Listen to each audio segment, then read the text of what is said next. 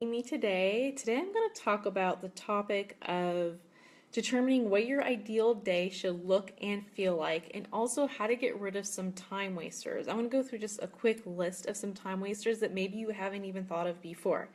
So before we get started, let me introduce myself to you. My name is Gina Whitehouse. I'm the creator of YouAreMoreThanMom.com. I'm an entrepreneur. I have a successful business from home, and I have two little ones, and I'm a wife, and I'm excited to talk to you today. So this week on our social media platforms, our theme is time management.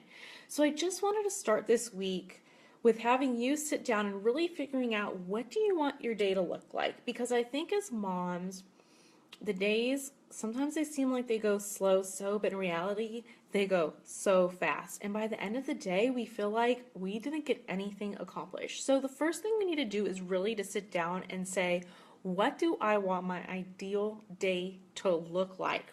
So this is the action step I have for you today, is to sit down, figure what your ideal day is going to be like. Okay, I want you to sit down and write a list of keywords.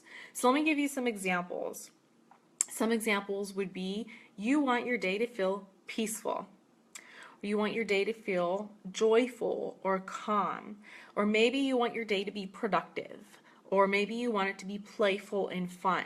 All right, so write down a list. It can be an exhaustive list, or it could be just 3 things that you want your day to feel like. Okay, you want to feel like at the end of the day you've accomplished this. All right.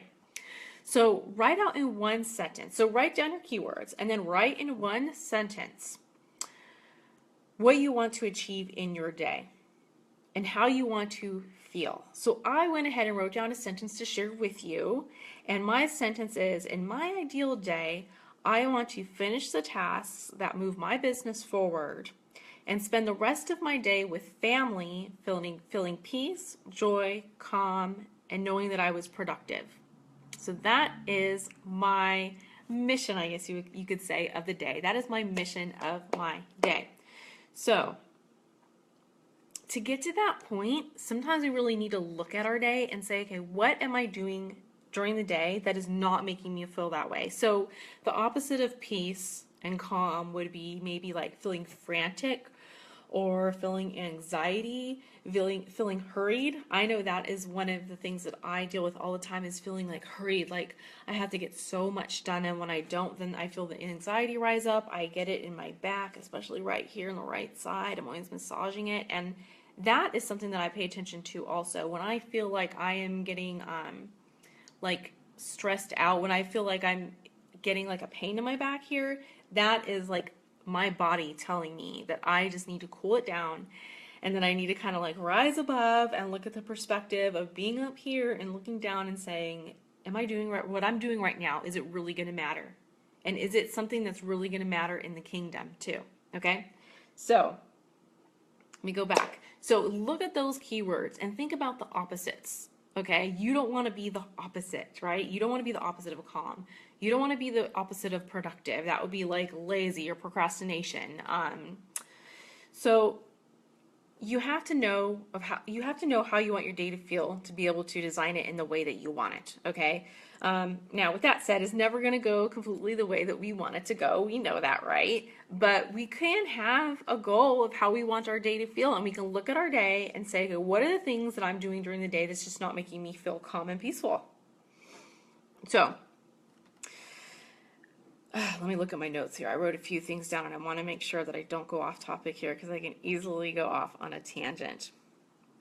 Okay, so for me to become productive, for instance, I know that I need to have focused time to get stuff done.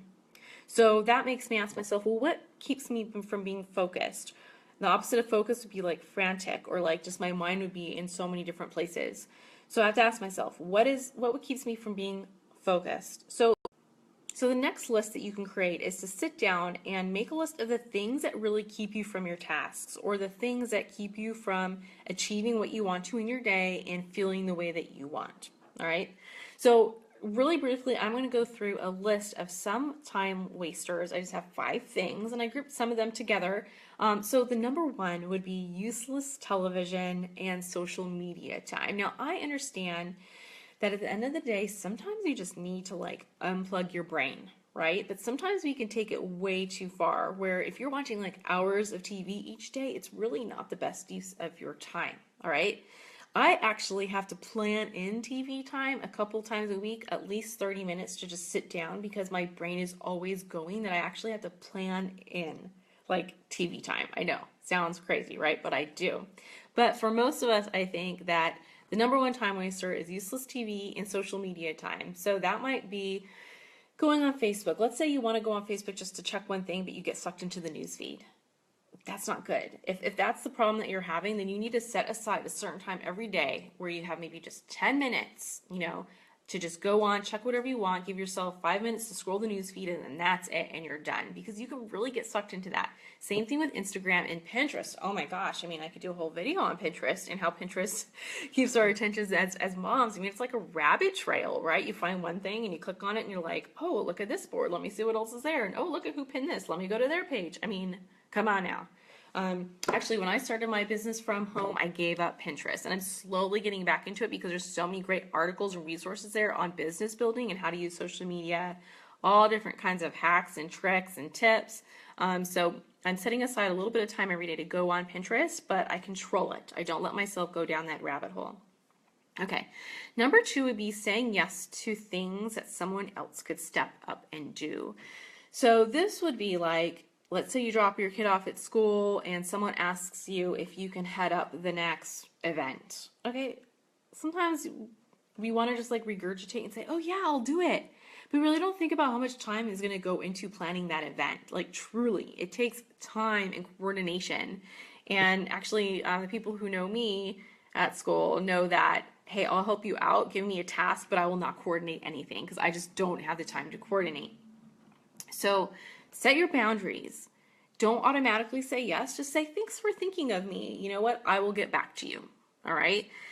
The thing is that you have to realize is that if you say no, that doesn't mean that it's not going to get done.